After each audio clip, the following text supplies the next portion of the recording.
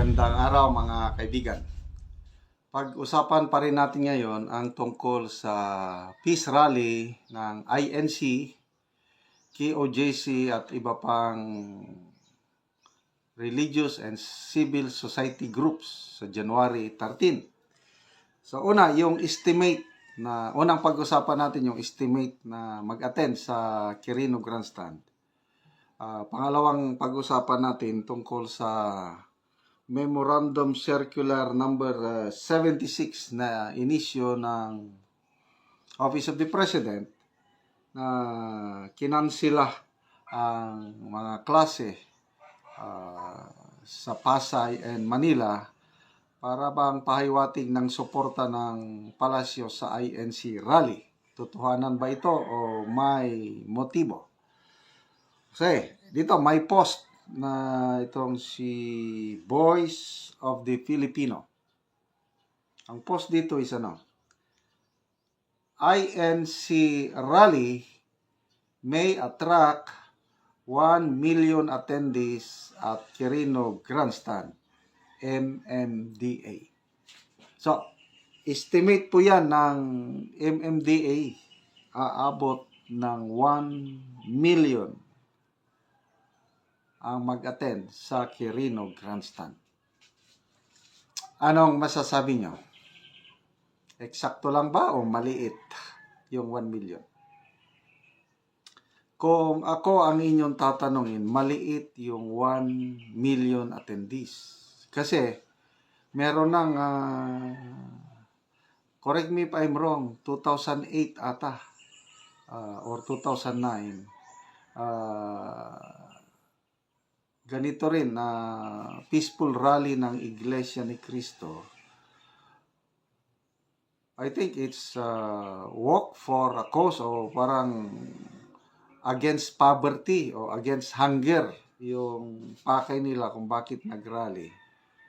Umabot sila ng 1.5 million katao ang nag-attend sa rally na yun. So that was 2008 or 9. At naka-break sila ng 3 Guinness World Record. So, kung noong 2008 or 9, nakaabot sila ng 1.5 million, to me, maliit yung 1 million. Pinakamababa, 1.5 million, aabot yan ng 2 million attendees kasi open for everyone. No, yung unang rally nila noong 2008 or 9, exclusive, INC lang ata ang nag-attend noon. Ito, dahil sa presensya ng KOJC at iba pang sectors of society, religious groups, aabot ito ng 2 million sa aking pananaw. Estimate. Okay? So, yung 1 million, ang dami niyan. Talagang, para kang hindi na makahakuha ng ng karayom mo. Parang So, ngayon, merong nilabas na circular. Ito, pinost pa rin ng Voice of the Filipino. Sabi, just in, Palace declares suspension of classes and government offices in all levels in Manila and Pasay cities on January 13, Monday.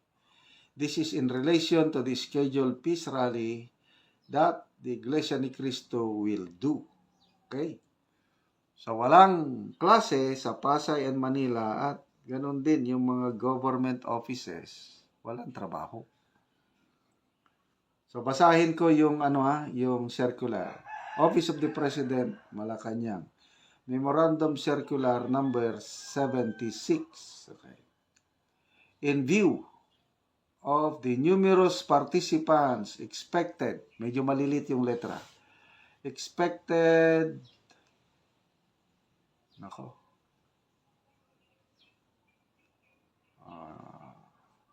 punta tayo sa ibang post.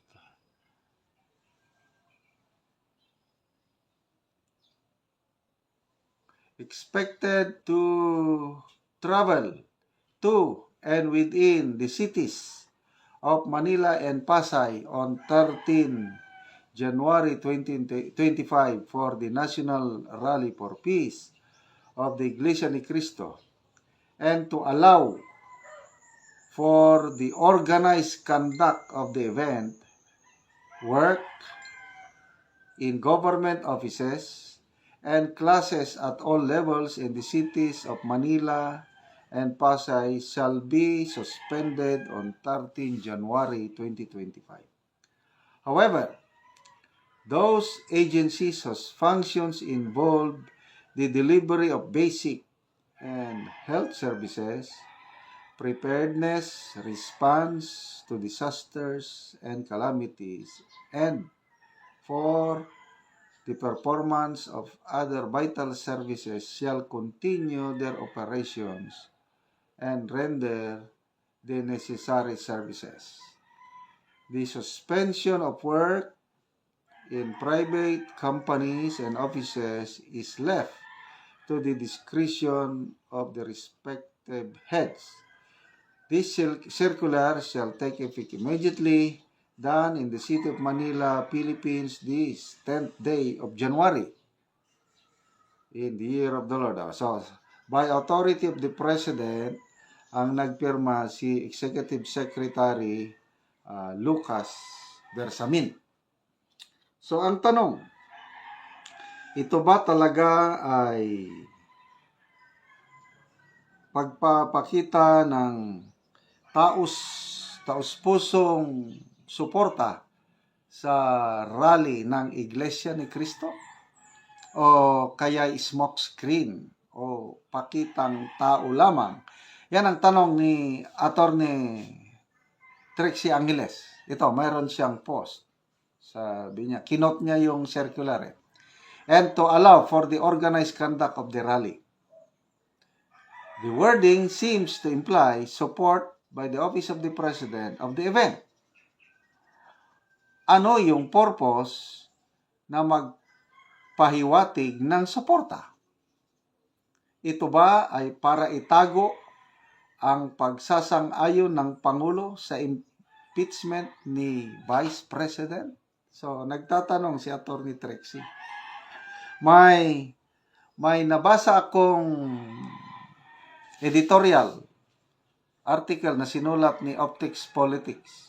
Ito, napakagaling itong writer nito, si Optic Politics. Hindi siya naniniwala itong Circular 76 na it's a genuine show of support sa Iglesia ni Cristo. Smoke screen lang ito. Nagpapakita lang ito ng takot sa iglesia or inefficiency, something like that. So, mahaba yung article ni Optic Politics, but ang summary is walang sincerity itong circular na ito na talagang sinusuportahan ng Office of the President ang Iglesia ni Cristo Rally. Ito, magbasa tayo ng mga comments dito sa post ni Attorney Trixie. Kasi kahit si Attorney Trixie, alanganin siya, hindi siya naniniwala na sincero ang effort ng Malacanang sa pagpapakita ng support sa Iglesia ni Cristo. Si Angel de la Vega, ang daming palusot ni Junior, pinagpapawisan na yata sila ng malala.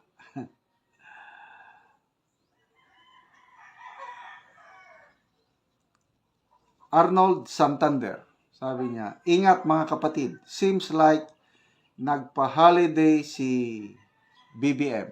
Kaya lang, Manila lang and Pasay. Di bale, INC came independent of medical and security of its faithful. God is with INC and the people who will be there. They will be protected and guided. Si Eileen Samson Zenesa, sabi niya, siyempre, kilalang pretentious ang admin na ito. As if suportado ang rally pero nagdurugo ang ilong nila. So, maraming alanganin.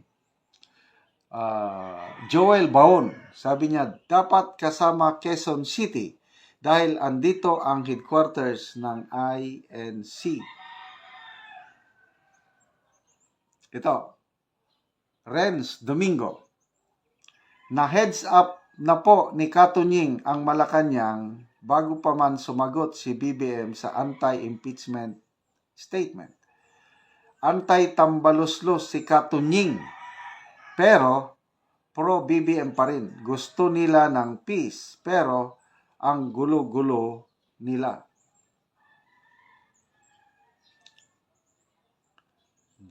June Arceta, sabi niya, be careful.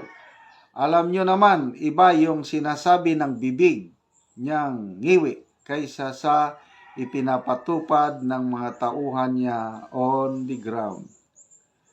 Carl Edwin Rodriguez, ito ang maganda, they can't afford to fight INC. Ito ang totoo. Walang, dahil nga sa strength ng INC, millions of voters, black voting, halos lahat ng politiko gustong ligawan ang favor ng INC. Mag-i-election na ngayon.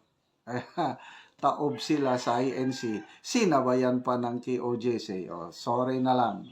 So, walang kokontra sa INC, KOJC at iba pang grupo na gustong sumama sa peace rally na ito. Subscribe now.